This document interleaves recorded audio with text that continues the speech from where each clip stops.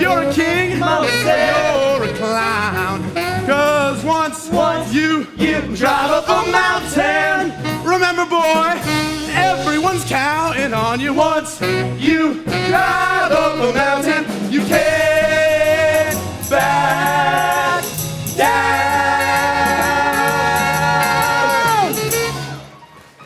That's my mama.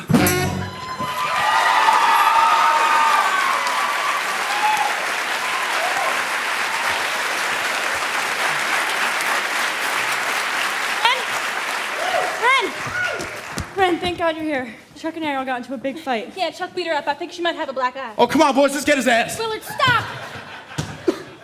Please. I caused enough trouble tonight. I don't want to cause any more. Chuck's been on a tear ever since he found out about a little trip to the barbecue dance palace. He ordered me not to see you anymore. And I told him I see who I like. And then he just started swinging. Well, let me take a look at that eye.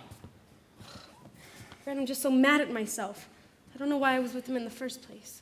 Maybe you should see a doctor. No, I'm fine. Do you want me to call your folks? No, please! I just want to be alone, okay? Guys, I think we should go. Come on.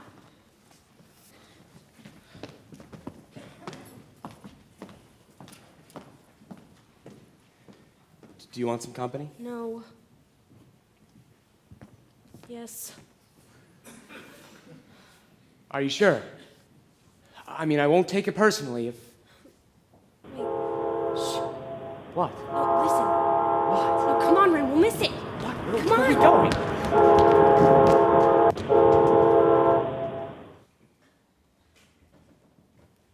No, come on. Where are you taking me? I don't We're want almost to my there, eyes okay? closed. Come on. Just wait. Okay. Whoa! It's a free fall into the river from up here. What, are you insane? You noticed. What are we, like 40 feet above the water? Yeah, but I mean, look around. Up here, I can't tell I'm still in Beaumont. I listen to the river, and look what happens. Whoa. This place is covered with graffiti. Hey, it's not graffiti. It's poetry. It's my poetry, Ren. You climb all the way up here to write poems? Yeah. They're all dedicated to Bobby. Bobby? Who's Bobby? My brother. You never told me you have a brother. I had a brother. Bobby was one of the 4 kids who went off the Patani Bridge. Oh God, I'm sorry. Why didn't I know about this? Well, we never talk about it. Once Daddy decided the town needed saving, he never mentioned Bobby again. You must miss him real bad. You know, I just try not to think about it. That never works. I know. I think it's on your mind more often than you let on. I know. It's just, you never give anyone the opportunity to see who you really are. Maybe. Well, Ren, what do you see when you look at me? Well, someone who's smart. Thank you. Maybe a little angry. Maybe a lot. And someone who's sad. I always wondered where that came from. Now you know. What? Nothing. I've never felt like anyone's really stopped to look at me before. When I look at you, I can't see how that's possible.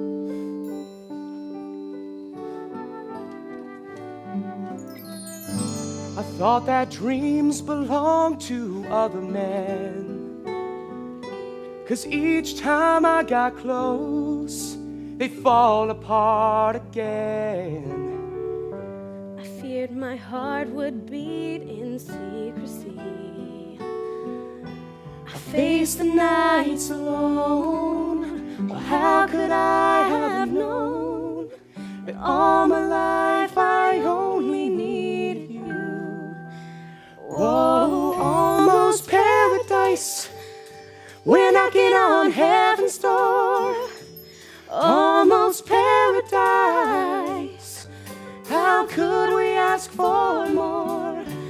swear that I can see forever in your eyes. Paradise. You know, Ren, you make me forget everything that's wrong with my life. There's some things I'd like to forget. Like what? Like this battle I'm causing in Beaumont. And I still don't know what I'm going to say to the town council. That reminds me. You'll need this. The Holy Bible? Yeah, I marked all the pages for you. Whoa, this is great. How'd you know where to find all these passages? Are you kidding? Oh, right. Thank you. I thought that perfect love was hard to find. I'd almost given up. You must have read my mind. And all those dreams I saved for a rainy day. They're finally coming true. I'll share them all with you. 'Cause now we hold the future in our hands. Whoa, almost paradise. We're knocking on heaven's door. Almost paradise. How could we ask for more? I swear that I can see forever in your eyes. Paradise.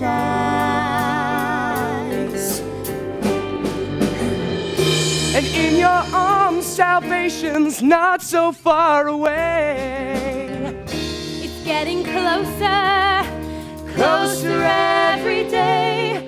Almost paradise. We're knocking on heaven's door. Almost paradise. How could we ask for more? I swear that I can see forever in your eyes. Paradise.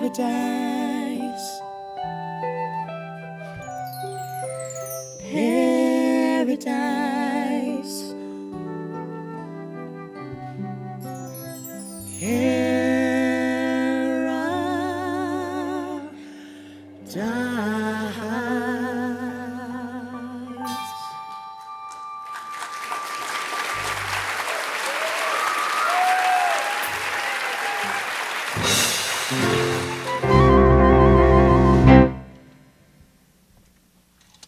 And so, it was unanimously passed that the price of a dog license will go from $3.50 to $4.25. A licensed pet is a happy pet. Well, that takes care of old business. Thank you, Lulu.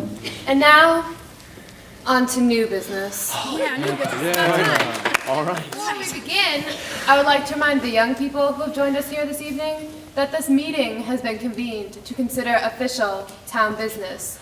Disturbances will not be tolerated. The floor is now open.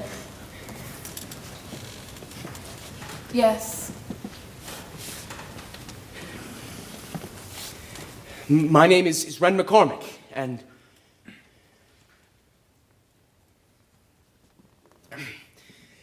on behalf of most of the senior class at Beaumont High, I would like to move the local ordinance 416, the law against public dancing within the Beaumont town limits, be abolished. Oh, ho! And I, Willard Hewitt of 385 Cloverdale Road? Second that motion, thank you. Eleanor, may I have the floor, please? Certainly, Reverend. Mr. McCormick, you wish to change our law because you want to throw a dance. That is your right. But it is my duty to challenge any enterprise which, in my experience, fosters the use of alcohol, the abuse of drugs, and most importantly, celebrates spiritual corruption. And I think you're going to find that most folks in this community are going to agree with me. Now, if anyone can convince me that there was no danger to your raucous party plans, then I might reconsider my stance. But for now, no, I cannot condone it. I believe the vote is in order. All those in favor- Wait. Isn't there any kind of discussion? Roger, sit down. I believe Mr. McCormick has a right to be heard.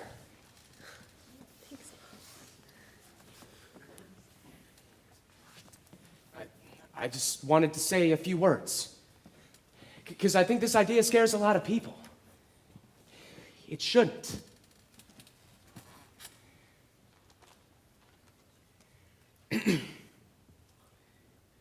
From the oldest times, people danced for many reasons. They danced so that their crops would be plentiful, or so that their hunt would be good. They danced to show their community spirit. And they danced to celebrate. And that's the kind of dancing we're talking about. Mr. McCormick, we do not need aren't we told, excuse me, Reverend, aren't we told in Psalm 149 to praise ye the Lord, sing unto the Lord a new song, let him praise his name in the dance? And wasn't it King David, who we read about in Samuel. And what did David do? What did David do? Oh, what did David do? David danced before the Lord with all his might, leaping and dancing before the Lord. Leaping and dancing. And Ecclesiastes assures us that there is a time to every purpose under heaven, a time to laugh and a time to weep. There was a time to mourn, and there was a time to dance. There was a time for this law, but not anymore. And this is our time to celebrate life. That's the way it was in the beginning. That's the way it always has been. And that's the way it should be now. Thank you. Yeah, Brad.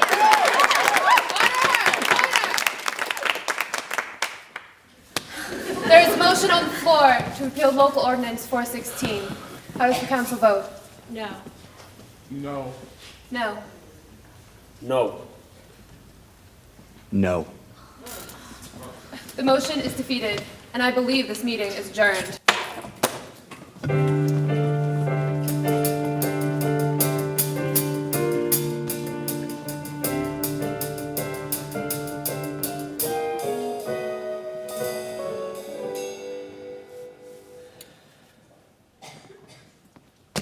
Ren, up till now, I've been real proud of myself for keeping my opinions to myself. But honey, if I don't say something, I'm gonna burst. What's there to say?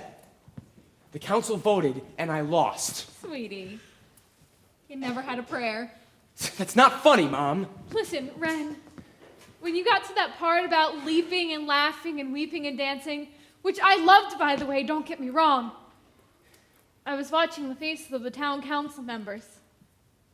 I guarantee you, Sean Moore had those votes locked up before he walked in here tonight. You mean he told them how to vote? You can still sound shocked. I love that about you. But he's a man of God! He's a man, and you were railroaded. Damn, that pisses me off! Good! Now listen. Reverend Moore said he would reconsider only if you convinced him there was no danger in his raucous party plans. Raucous party plans. Can you believe these people? I mean... What? Make him reconsider. Me. You. And him. Yep. When? Now. But... Ren. Mom! Stop! Until you do, you will never make peace with that man or this town. Didn't convince him in here. He wasn't listening in here. What more can I say that I haven't already said? I read my speech, I thumped my Bible. You did everything but speak from your heart. Reverend Moore is a really smart man. So are you. He's stubborn. What? And you're not? Now, I'd love to stay and watch, but I have to go hose down your aunt and uncle. I love you, Mom. You have no choice. Now go!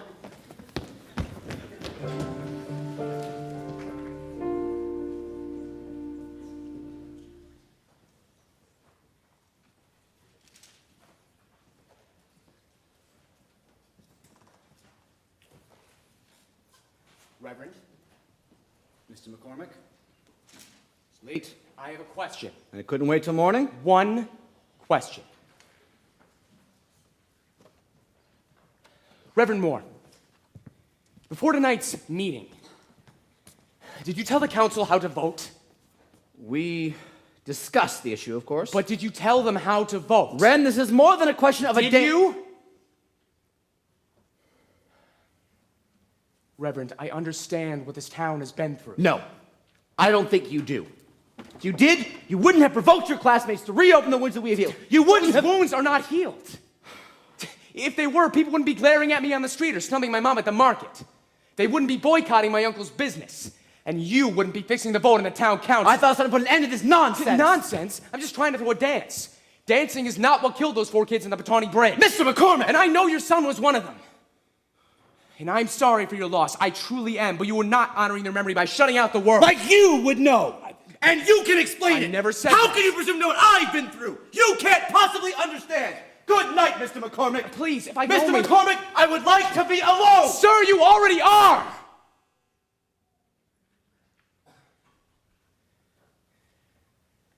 We both are. You and me.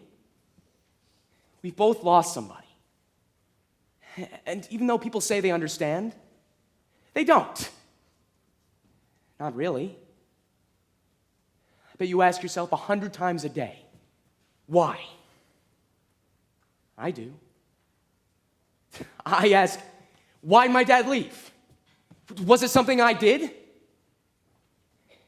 Something I didn't do? But I'll never know. Maybe if you can tell me why my dad left, I can tell you why your son died. But we can't. I know. So, I guess I came to town angry and frustrated, and I'm sorry. I'm just trying to move on. I'm so tired of looking back. And if you don't stop looking back, you're going to lose Ariel. Don't speak to me of my daughter. Reverend, why do you think she does the things she does? I believe we have said all that needs to be said. No, listen to me. If you don't start listening to Ariel, you're going to lose her. Maybe not in the same way you lost Bobby. Mr. McCormick, get out.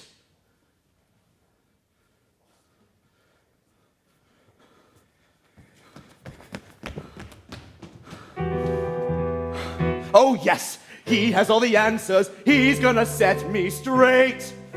How can he presume to know what I've been through? He hasn't got a clue.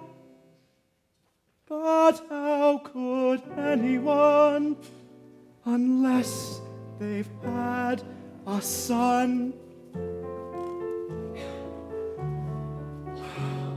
As perfect as a child could be, the best of all the best in me, my brush with immortality, my kid. For 16 winters and 15 springs, I had a son, and still it stings when I remember all the things we did, me and my kid.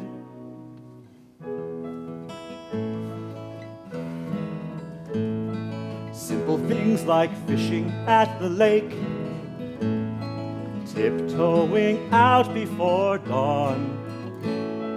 Bobby would worry if we didn't hurry, all of the fish would be gone.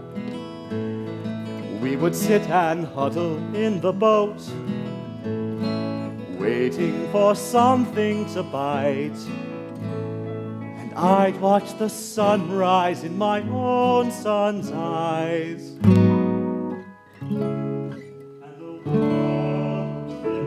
With light. And Bobby would ask a million questions like, Daddy, how many is the biggest number? Or, Daddy, why do I have a thumb? And I confess, I didn't always have the answers. I didn't always know which way was true. Nevertheless, I've always tried to lead with love. That's all that any father can do. As the years went by, we had our differences. Even if the friendship wasn't all it was before, we shared a lot. And who'd have thought that so much joy could vanish in a blink? Whoever stops to think? And in that final moment, who knows what went wrong? The questions come too late and linger far too long. And I confess, I don't always have the answers. I don't always know which way is true. Nevertheless, I've always tried to lead with love. That's all that any father can do. And then look, what do I do? This boy comes to me, this fatherless child. I scoff at his pain and I send him away. My daughter speaks up and I shout her down. I won't hear a word of what she has to say. My wife reaches out and I turn my back. I send her to bed without even a kiss. Can my God forgive the things I have done? Well, I tried forgetting how much I'm still missing my son.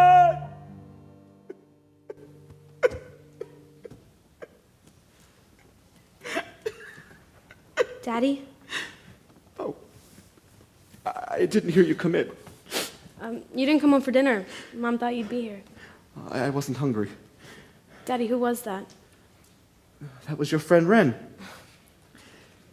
He sure asked a lot of questions. What did you tell him?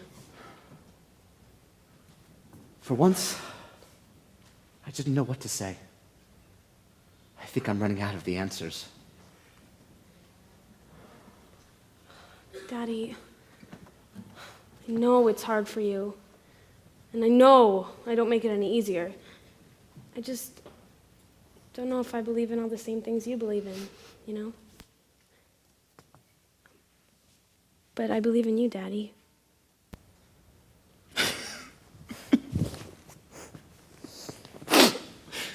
Why don't you come home?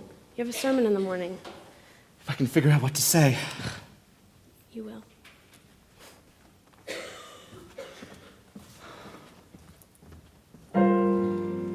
Maybe the time has come to finally let the world in. But how do I begin?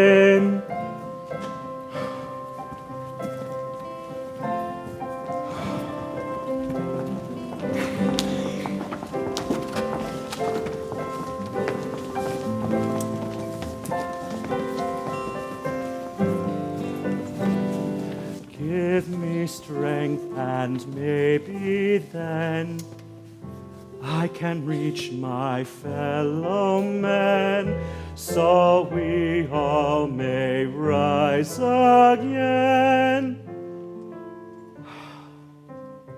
I'm standing before you this morning with a very troubled heart. As your minister, I should be helping you to find the joy in your lives. Last night I realized I haven't been doing that. We all remember that terrible night 5 years ago. Everyone in this community lost someone that night. A friend, a neighbor, a child.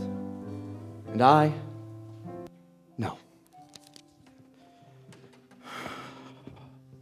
Vi and I, we lost our son. And Ariel lost her brother. Now somehow I got it into me that my loss was the greatest, that my pain was the deepest, and that no one could understand my loss. Last night, someone much younger than I made me realize just how tightly I've been holding on to that memory. You see, my friends, I've always insisted upon taking responsibility for your lives, but I'm really like a first-time parent who makes mistakes and tries to learn from them. And like that parent, I find myself at that moment when I have to choose. Do I hold on? Or do I trust you to yourselves and let go? And hope that you've understood at least some of my lessons? if we don't ever start trusting our children, how will they ever become trustworthy? The senior class of Beaumont High School has asked permission to hold a dance. Ren, I think that might be a good idea. Please, join me in asking our Lord to guide and protect our children. And I confess, I don't always have the answers. I don't always know which way is true. Nevertheless, I've always tried to lead with love.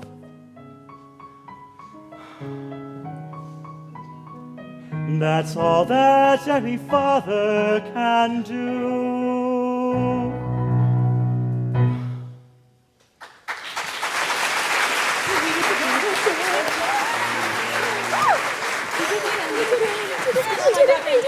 Oh my God. If you're looking for a prom date, I am available.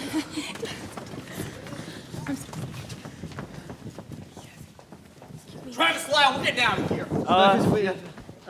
Can we actually have a minute? Rusty. Yeah. Here's the deal. I could throw a clean sheet over the front seat of the pickup so that we don't smell like the dogs. Uh-huh. And Daddy's suit sort of fits. I could patch it up with the duct tape. I love where this is going. And Mama could cook up one of those, croissants? Corsage. Yeah, one of those. You're painting a picture for me, aren't you, Willard? I see you and me in the rusted old truck that smells like the dog. You in a taped up brown suit that doesn't fit, and me wearing a corsage made out of God knows what. So what do you think? Is there a dance in there somewhere? Oh, yes, ma'am, you wanna? Willard? I'd love to.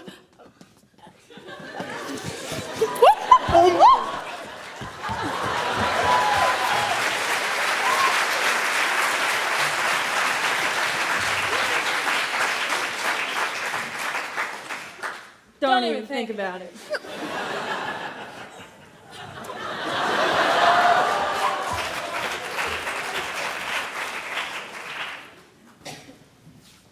Shaw, you did a good thing this morning.